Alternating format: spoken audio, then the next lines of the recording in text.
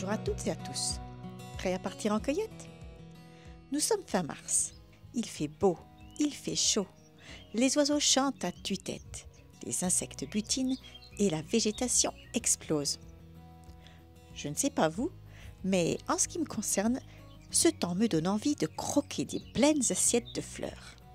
Alors, venez avec moi voir ce que la nature a de beau et de bon à nous offrir. Aujourd'hui, je vais vous dévoiler ma recette de salade de fleurs et jeunes pousses. En ce qui concerne les ingrédients, comme souvent en matière de cueillette, on va un peu improviser. Regardez, voilà notre premier ingrédient, un magnifique bouquet de violettes. Tout le monde connaît les bonbons à la violette ou le sirop de violette. Eh bien, voilà l'élégante petite fleur qui est utilisée dans leur fabrication. Chaque fleur possède 5 pétales, 2 en haut, 3 en bas et un éperon. C'est une vivace de 15 cm de haut. Ses feuilles sont dentées en cœur d'un beau vert luisant. Et là, vous voyez ce splendide bouquet de primevères à col? Ces fleurs possèdent 5 pétales échancrés jaune pâle avec une marque orangée vers le cœur. Ces feuilles, toutes basales, réunies en rosette, sont spatulées et gaufrées, à nervation réticulée. Hop, dans mon panier. Et voilà sa cousine, la primevère officinale, couramment appelée coucou, dont les feuilles sont assez similaires, mais dont les fleurs sont groupées en ombelles tombantes au sommet d'une tige velue. Beaucoup plus petites, elles sont souvent d'un jaune plus prononcé, mais avec toujours une marque orange vers le cœur de la fleur. Hop, dans mon panier également, avec aussi quelques feuilles qui sont également comestibles. Et cette élégante petite fleur blanche, est-ce que vous la connaissez? C'est une oxalis. Elle se reconnaît à ses feuilles toutes basales composées de 3 cœurs, qui font penser à des trèfles d'un vert très clair. L'intérieur de ces 5 pétales est parcouru de fines lignes roses à la base desquelles se trouve une marque jaune. Fleurs et feuilles possèdent un petit goût frais et acidulé vraiment très agréable. Direction mon panier.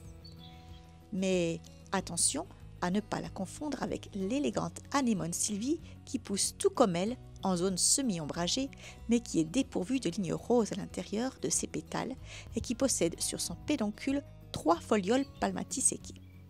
Cette dernière est toxique. On se contente de l'admirer. Ajoutons également quelques tussilages dont les fleurs ressemblent à de mini-fleurs de pissenlit mais qui sont à ce stade dépourvues de feuilles et dont le pédoncule est couvert d'écailles. Ajoutons encore quelques fleurs de lamier tachetées, fleur qui a donné son nom à la famille botanique des Lamiacées. Famille fort intéressante pour les gourmands puisque tous les membres de cette famille sont comestibles. Et c'est par ailleurs une famille très simple à identifier. Tiges carrées, feuilles opposées, fleurs bilabiées. À ce florilège de couleurs, je vais ajouter une base plus classique avec des feuilles de pissenlit. Je vais également mettre quelques toutes jeunes feuilles d'égopode, quelques feuilles cordées de réponse, plus quelques jeunes pousses de lampsane et également quelques feuilles d'ail des ours. Je ne vais pas entrer dans le détail concernant les critères d'identification de ces dernières plantes car cette vidéo serait beaucoup trop longue. Mais promis, je vous reparlerai de ces plantes dans de futures vidéos. Alors, n'hésitez pas à vous abonner si ce n'est pas déjà fait. Ou encore mieux, venez participer à l'un des stages que j'organise en Haute-Savoie. Si vous n'êtes pas de la région, vous serez hébergé à l'alpage d'Haïdy face au Mont Blanc. Maintenant, rentrons et passons en cuisine. Mais tout d'abord, je voudrais vous montrer ma cueillette du jour.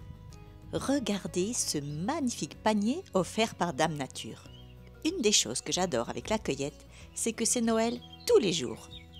La nature a toujours quelque chose à nous offrir, pour celui qui la connaît et qui la respecte. Je vais d'abord faire cuire un œuf mollet, 6 minutes précises dans l'eau bouillante. Et je vais faire revenir quelques croûtons de vieux pain dans de l'huile d'olive. Je vais y ajouter de l'ail des ours haché assez finement, ainsi que du sel et du poivre. Bien sûr, j'ai lavé mes jeunes pousses à l'eau vinaigrée.